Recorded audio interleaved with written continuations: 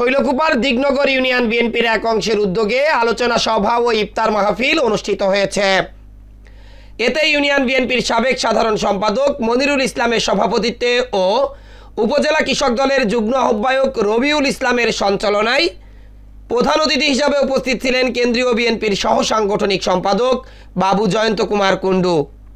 এ সময় বক্তব্য রাখেন জেলা বিএনপির উপদেষ্টা মনিরুল ইসলাম হিটু, জেলা বিএনপির যুগ্ম সাধারণ সম্পাদক সাজ্জাদুর রহমান সাজ্জাদ সহ আগত অতিথিবৃন্দ।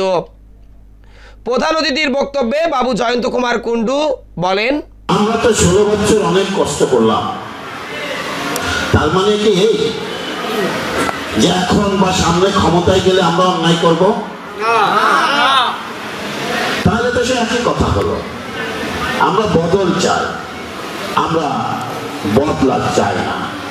আমরা চাই সকল মানুষ শান্তিতে বসবাস করুক, ব্যবসা করুক, সবাই মেধার ভিত্তিতে চাকরি পাক, সবাই আইনের আশ্রয় নেওয়ার ক্ষেত্রে সমান সুযোগ সুবিধা লাভ করুক। আমরা চাই দেশে যেন কোনো প্রকার সমাজে অশান্তি বিরাজ না করে। আমরা তো এই জন্যই আন্দোলন করেছি।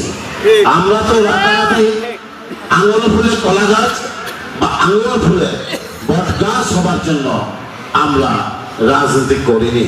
আমাদের হতে হবে আঙুল ফুলে কলা গাছ।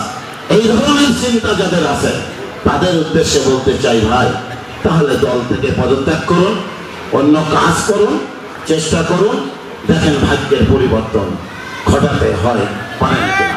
ইফতার মাহফিল সফল করার জন্য নিরলসভাবে কাজ করে গেছেন উপজেলা যুব দলের যুগ্ম আহ্বায়ক সোহেল রানা, উপজেলা স্বেচ্ছাসেবক দলের যুগ্ম আহ্বায়ক শাহিন সহ দিগনগর ইউনিয়ন বিএনপি ও এর অঙ্গ সহযোগী সংগঠনের নেতাকর্মীরা।